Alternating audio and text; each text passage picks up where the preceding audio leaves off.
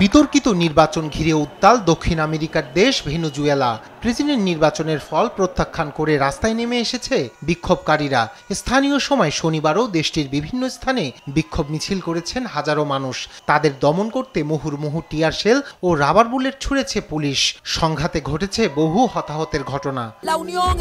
কারসাজি করে নির্বাচন কর্তৃপক্ষ মাদুরোকে বিজয়ী বলে দাবি করেছে। আমাদের বিজয় কেড়ে নেওয়া হয়েছে। আমরা তরুণদের জন্য একটি উন্নত ভবিষ্যৎ চাই, এজন্য মাদুরোর বিদায় চাই।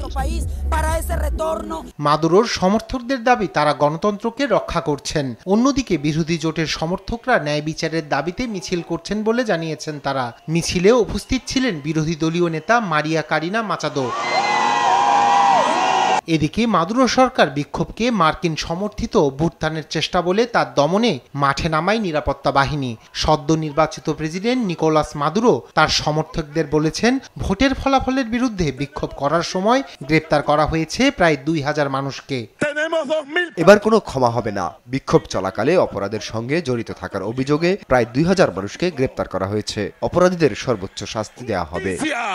প্রেসিডেন্ট চ্যাভেজ মারা যাওয়ার পর সংখ্যাগরিষ্ঠ মানুষ পরিবর্তনের জন্য ভোট দিয়েছিল, কিন্তু মাদুরোর নেতৃত্বে দেশের পরিস্থিতি আরও খারাপ হয়েছে বলে মনে করছেন বিশ্লেষকরা।